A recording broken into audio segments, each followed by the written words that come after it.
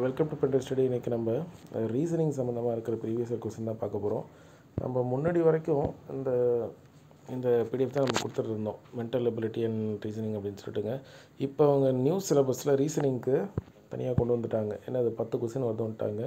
நான் சொல்லியிருந்தேன் group 2 mains வரட்டுங்க, அதை பார்த்துக்கிட்டு நம்ம என்ன ஸ்டாண்டர்டில் அவங்க போகிறாங்கன்றத சொல்லிங்கன்னா பிலோ ஆவரேஜ் தான். ரொம்ப ரொம்ப பேசிக் தெரிஞ்சாலே நீங்கள் இப்போ நடந்த குரூப் 2 மெயின்ஸில் ஒரு 39 கூட எடுக்கலாம், 39-40 கூட எடுக்கலாம். நீங்கள் அப்படி தான் இருந்துச்சு கொஸ்டின். ஸோ நீங்கள் என்ன பண்ணுங்கள், பிளாங்காக குரூப் 2 மெயின் சிலபஸ் எடுத்து அதை ப்ரிப்பேர் பண்ண ஆரம்பிச்சிருங்க. அவ்வளோதான். ஏன்னா இவங்க கொடுத்துருக்க TNPSC group 4, group 2 prelims, group 1ல் ஒரே ஒரு லைன் தான் இருக்குது, நம்பர் சீரியஸு, டைஸு. பட் அந்த நியூமரிக்கல் அண்ட் லாஜிக்கல் ரீசனிங்கில் நிறைய சப் டாபிக்ஸ் இருக்குது. நம்ம எது படிக்கணும்னு நமக்கு தெரியல. பிளாங்காக அதுக்கு தான் நீங்கள் குரூப் 2 மெயின் சிலபஸ் எடுத்து ப்ரிப்பேர் பண்ணிவிடுங்க. ரெண்டுத்துக்குமே உங்களுக்கு யூஸ்ஃபுல்லாக இருக்கும். சரிங்களா? எனிவே நீங்கள் குரூப் 4 எழுதுகிறவங்க எல்லாம் குரூப் 2 அட்டன் பண்ண தான் போகிறீங்க. அதனால் இப்போயே அதை பண்ணிவிடுங்க, அதான் பெஸ்ட்டு. ஏன்னா ரெண்டுத்துலேயும் யூஸ் ஆகிடும். சரிங்களா? அதே மாதிரி ரீசனிங்கை நம்ம இனிமேட்டு சும்மா விட முடியாது. ஏன்னா 10 கொஸ்டின் இருக்குது.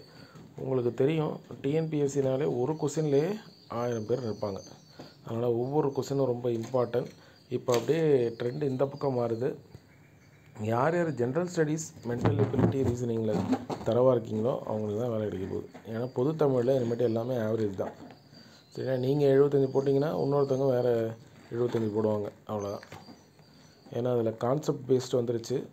அதனால் இனிமேட்டு நீங்கள் யாராவது ஃபுல்லாக புக் படிச்சிருப்பாங்க, நூக் அண்ட் கார்னர் படிச்சிருப்பாங்க, டெஸ்ட் சீரியஸ் போட்டிருப்பாங்க, அவங்களுக்கு தான் வேலை கிடைக்குன்றதுலாம் இப்போ இல்லை.